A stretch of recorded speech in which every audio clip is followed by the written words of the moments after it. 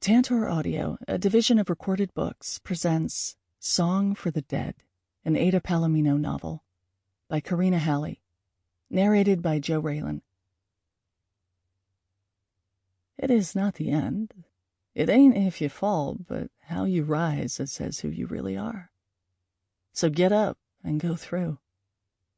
Fortress, Queens of the Stone Age. Prologue. Life is a trip when you're psycho in love. You can't quit me, baby. Queens of the Stone Age. It's the middle of the night when I wake up, unable to breathe. I sit straight up in bed, hand to my chest, wondering why I'm suddenly underwater.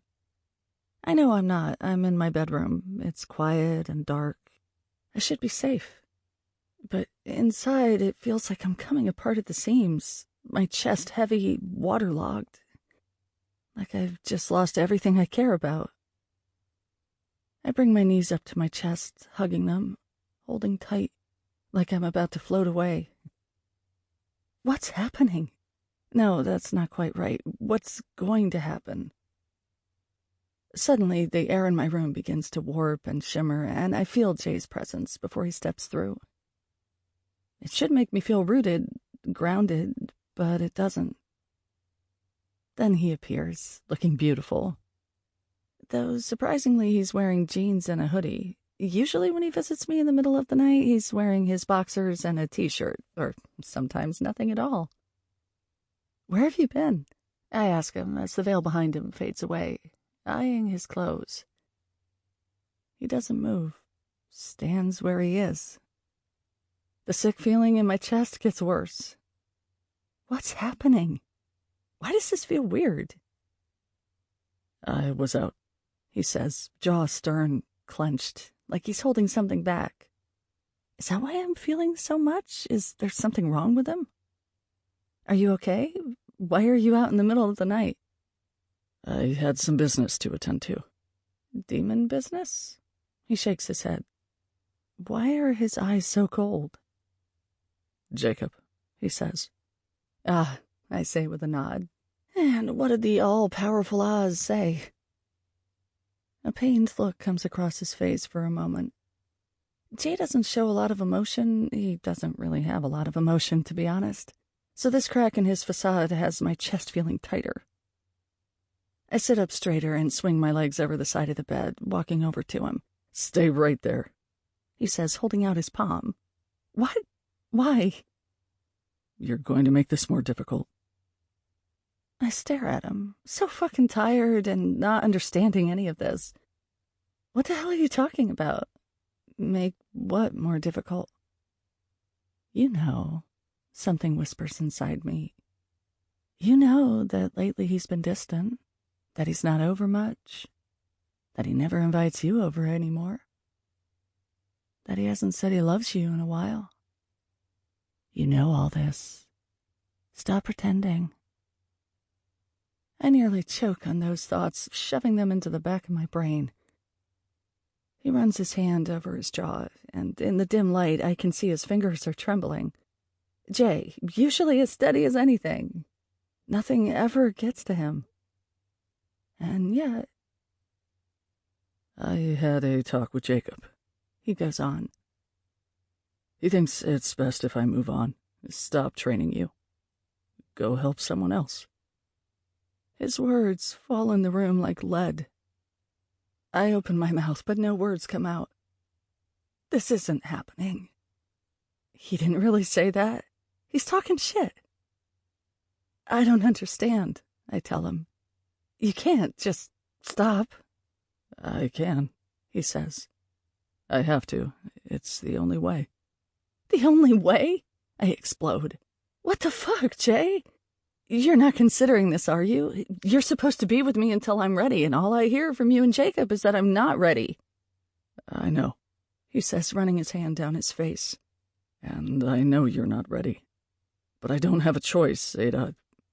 He wants me to move on. Well, why? I yell, hoping my dad doesn't hear me. Why do you have to move on? We're no good together. I blink at him. Feels like I'm dying inside. No good? Well, that's a lie, for one, and what the fuck does our relationship have to do with this? Everything. He shakes his head, looking disappointed. It's everything. It's clouding things. It's making things complicated between us and between what we do. I'm having a hard time separating you from the job. I worry about you too much. I worry you're going to hurt yourself or worse. And I can't shake that. I don't know how. I walk over to him, grabbing his arm, digging my nails into his hoodie. Fuck staying away from him.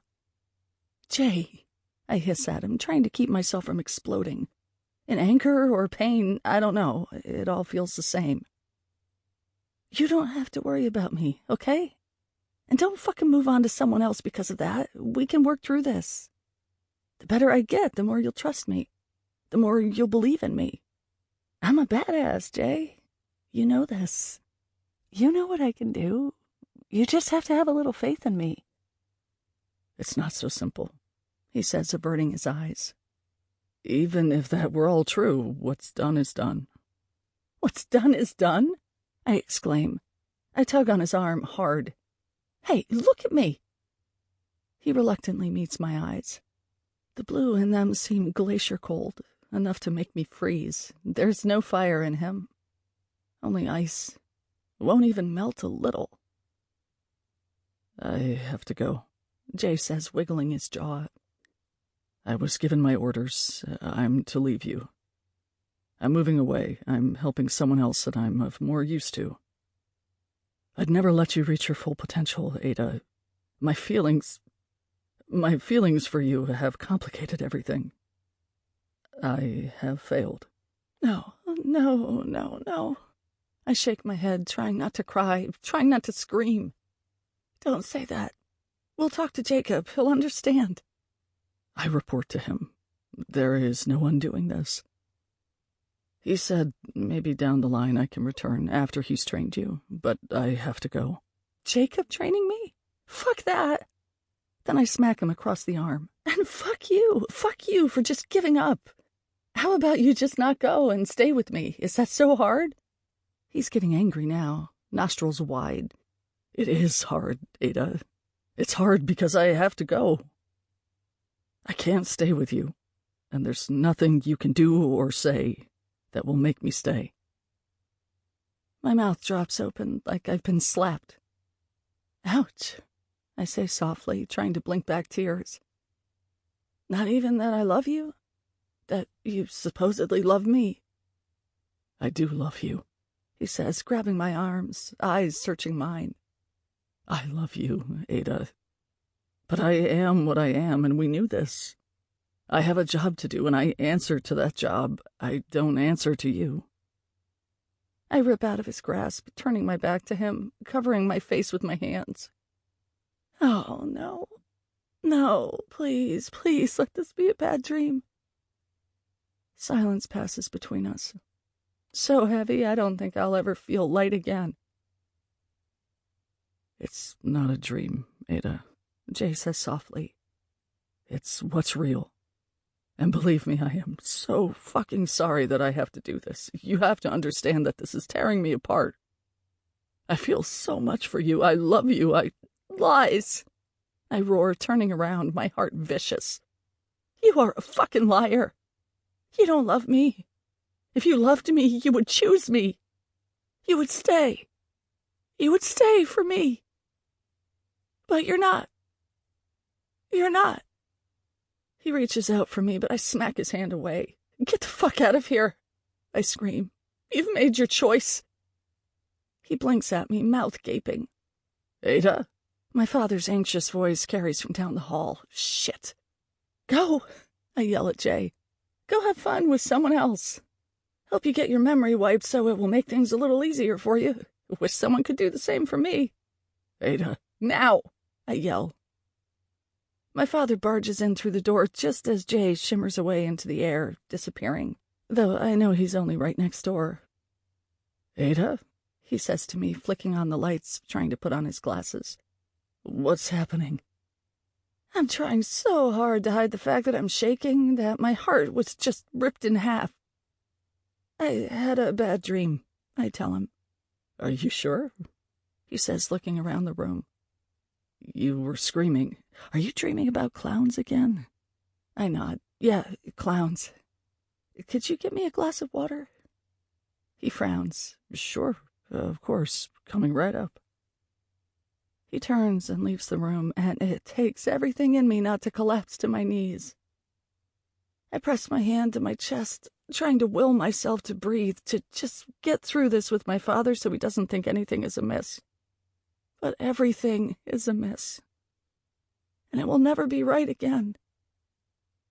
My father comes back from the washroom with the glass of water, and I take it, telling him I'm going back to sleep, that he shouldn't worry. He looks so harried that I have no doubt he won't be sleeping for a while either. Then, when he leaves and I'm alone in the dark again, that's when I let go, fall to my knees, curled over, heart scooped out, and I'm drowning. Chapter 1. December 26th. Imagine I'd be your one and only. Instead, I'm the lonely one. You, me, and a lie. I sat by the ocean. QOTSA, Queens of the Stone Age. You can do this. I know I can. So why are you nervous? I don't know. Why am I having a conversation with myself? I catch Perry giving me an odd look and have to wonder if she's picking up on what I'm thinking. It's one thing to have conversations with your sister in your head. It's another for you to have conversations with yourself. Then again, things are fucking weird right now. I expected to spend the day after Christmas in my pajamas all day, eating chocolate, drinking spiked coffee, and crying over Jay. Not dressed in Buffy cosplay, standing outside a haunted house and portaled to hell on a rescue mission to get a long-lost friend from the Vale. Not to mention that my sister is currently possessed by her husband. Literally. I suppose I should be happy for the distraction, though. The last 6 weeks since Jay left have been absolute torture for me. Far-flung emotional carnage. I've cried so hard that even my most waterproof mascara decided to give in. Black rivers etched into my face like a canyon of doom. I've succumbed to every single broken-hearted cliche that you've seen in the movies, from staying in my pajamas all day, to eating ice cream straight from the pint, to watching romantic comedies and bawling my eyes out. My poor dad didn't know how to handle me, other than turning a blind eye whenever I took some of his red wine. And that was every night.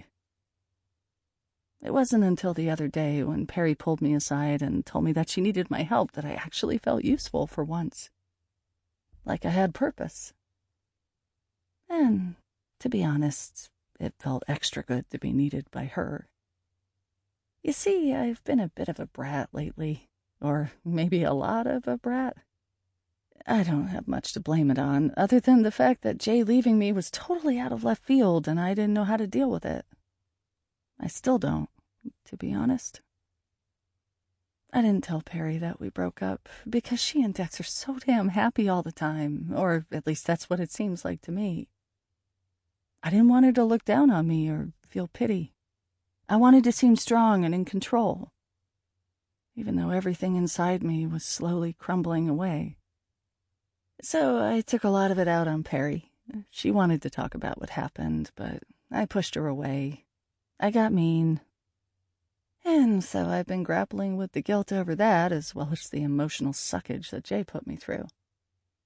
I figured doing this tonight would make up for the fact that I was a less than desirable sister. And what is this, exactly? To be honest, I'm not sure. But let me try to get you up to speed before we go into the House of Horrors. So, years ago, Perry and Dex had this frenemy named Maximus, a 6'4", broad-shouldered, barrel-chested, handsome redhead. Yes, they exist. With the most amazing hair. No surprise they called him Ginger Elvis, amongst other less mature nicknames. The three of them had a complicated relationship from all angles. They weren't like a throuple or anything like that. At least, ew, I hope not. But Maximus was Dex's friend from way back. Then, when Dex and Perry had a falling out, Max slept with Perry. Perry was possessed at the time, long story, and Max turned out to be a major douche canoe because he kind of turned on Perry and sided with our parents who wanted Perry to go to a psych ward. Anyway, Dex and Perry ended up getting back together after that. Dex saved the day by getting a shaman in Idaho to perform an exorcism. Told you it was a long story. And Maximus was briefly brought on to be their partner in their ghost hunting reality show, Experiment in Terror. At that point, I think they let bygones be bygones, which says a lot because Dex does not forgive easily. And then they found out that Maximus is this supernatural being called a Jacob, the same as my Jay, and that he'd fallen in love with a woman named Rose and gave up his Jacob role and immortality to be with her, and it didn't work out. How is that for a bummer? Anyway, this is where things get really heavy. It's something I don't like to think about too often for a number of reasons. But 3 years ago, my mother died in New York City. She died saving me. And shortly before that, Maximus died, both of them by the demon named Michael. Since Maximus was no longer immortal, Michael dragged him to hell. He also did the same to my mother, by the way. But just over a year ago, I discovered I had the ability to open and close portals to the Veil, to hell, and either throw things in or drag them out. I was able to rescue my mother. She's still dead, unfortunately, but she's at peace with my grandmother Pippa, and no longer suffering. Well, actually, there's more to that, but I'll have to touch on that later. Maximus, on the other hand, I didn't think that rescuing him was in the cards. No one even brought it up until Perry mentioned that they'd found Maximus in this haunted house here in Seattle.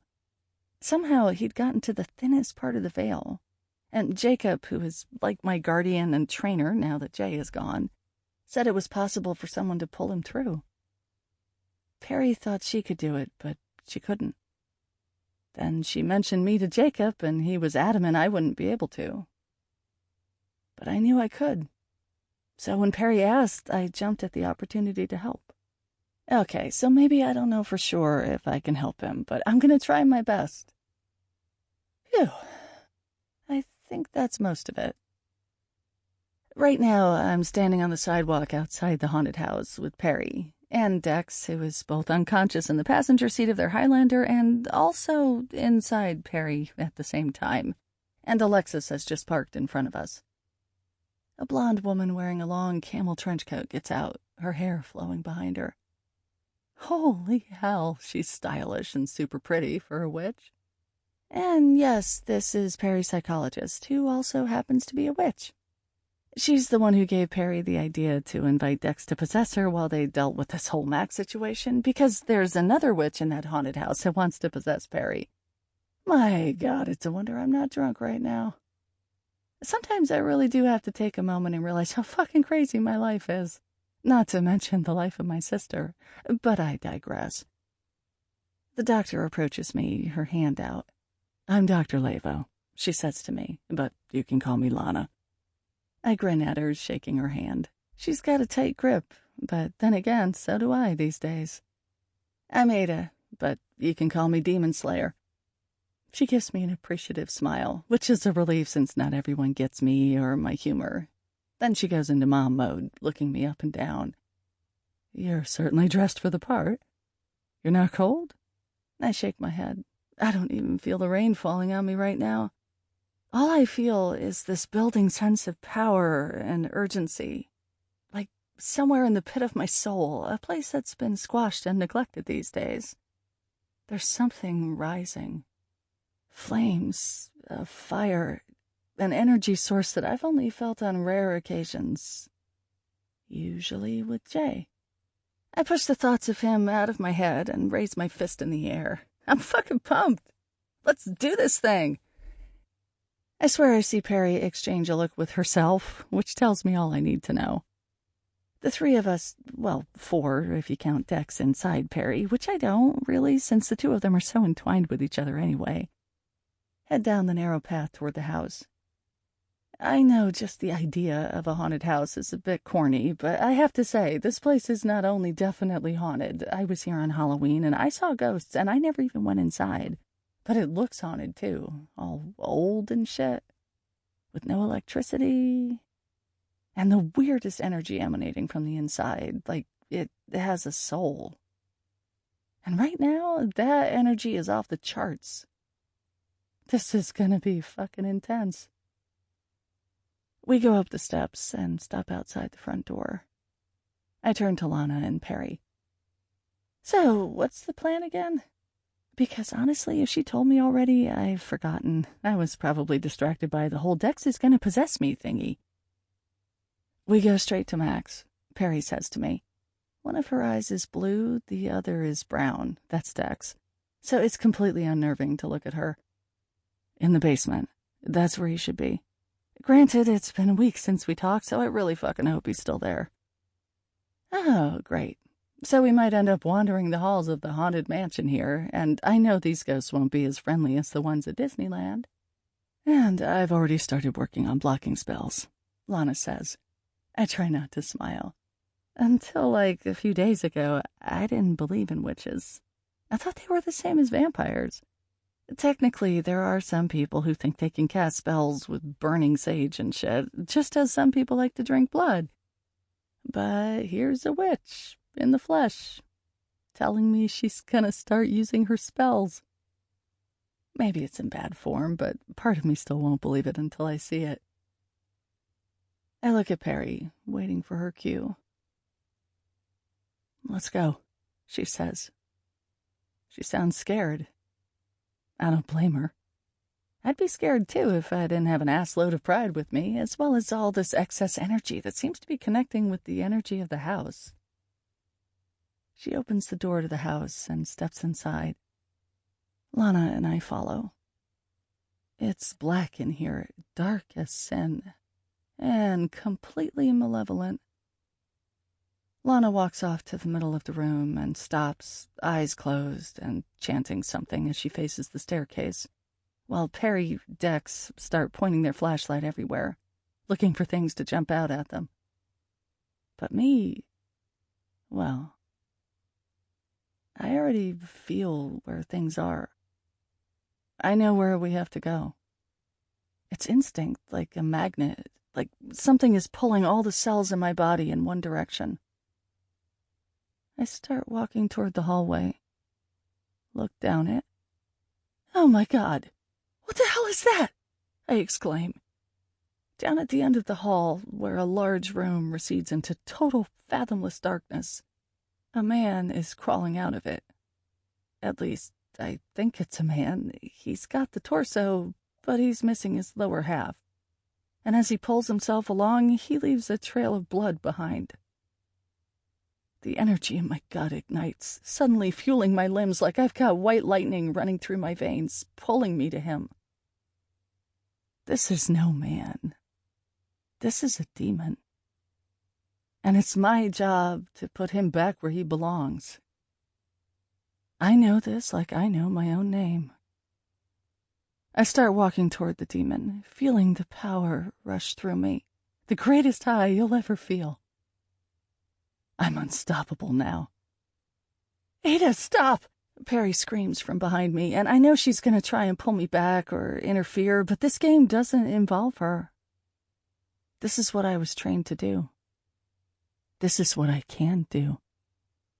I raise my arm to tell her to stay where she is with Lana, and I keep going, my eyes glued to this disgusting beast.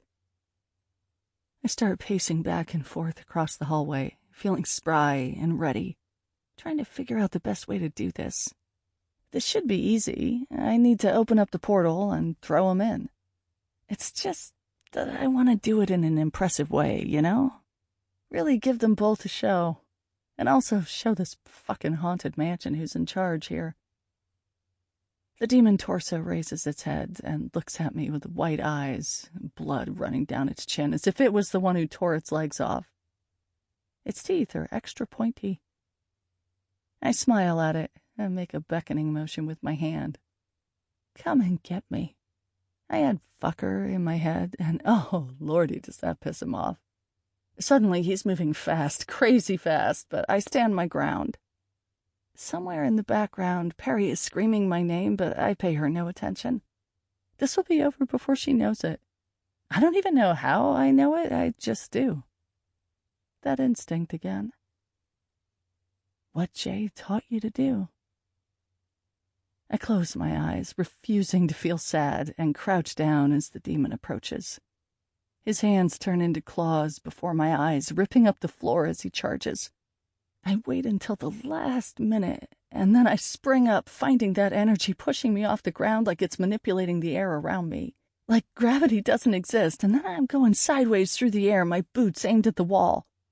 I make contact, the power rushing through me again, and then I'm launching myself in the air toward the demon, twisting around so that I land on top of it, straddling the beast. "Ha, you little bitch!" I yelp, reaching down and grabbing him by the throat. With strength I didn't know I could possess, I lift him up until his torso is off the ground, blood pouring out of him.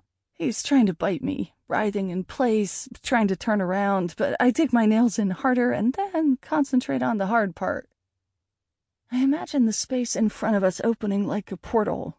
Imagine the gray world underneath, then the world under that. Then the energy flows out of my fingers and the portal starts appearing. It's immediately draining me, like if I had an internal battery, I would be going down fast. But I push through, hoping to make this quick. With the portal open just wide enough, flames licking the edges, which means I've reached hell. I get ready to throw the demon. From the fiery pit, the cries and screams from the underworld flow outward, but I block them from affecting or distracting me. You get used to it. Then I pretend I'm LeBron for a moment and that the portal to hell is the basket, and I chuck the demon in the air like he weighs nothing at all. He goes flying through, and I immediately slam my palms together, sealing the portal, then turn them counterclockwise until it locks, disappearing from sight. I learned that the hard way once. In a panic, I thought I'd locked the portal by doing it clockwise, and a demon popped up and almost dragged me to hell. Thank God Jay was there. But he's not here now, and I don't know if he ever will be again. And I have to say, I just did pretty damn well for myself on my first solo demon-slaying event. I walk back to Perry and give her a triumphant smile. I told you. She's more than impressed. Her mouth is hanging open in awe. But I know that demon was just an obstacle. I'm really here for Maximus. Lana warns us that my little show was too loud and that whatever else is in the house, the other witch, is awake, so Perry snaps out of it and leads us down a flight of stairs to the basement. It's creepy down here, but the moment we stop outside the door, I can feel Maximus on the other side. There's some kind of antenna inside me that comes to attention whenever I'm around a Jacob of some sort. Perry knocks on the door, yelling for him, but he's not opening it. She's worried that he's sleeping or he's gone, but I know that's not the case. He's in a trance of sorts, but he's all right. There's a part of my heart that flares with hope, to think I might see my old friend again. I mean, Max and I were never close. We had a brother-sister relationship, if anything. And I loved to annoy the shit out of the big, burly, red-headed dude, but when he was in NYC with us helping to look for Dex, he really came through. He made the ultimate sacrifice for my sister, and that won't be forgotten by me. Perry looks at me. Do you think you can kick down this door?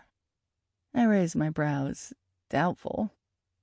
I know that energy, that power I feel can give me crazy strength and abilities, but I feel like it has to be activated by the undead and demons. Maybe not. But I'll try anything once.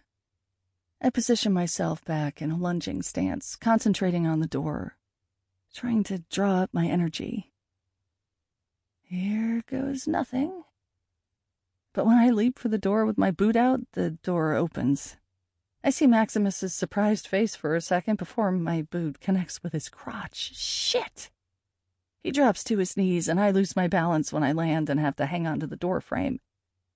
I'm staring down at his red hair, so overjoyed that he's here and alive, but also totally mortified that I just kicked him in his ginger balls. While Perry or Dex is laughing their ass off, I immediately... Sample complete. Ready to continue?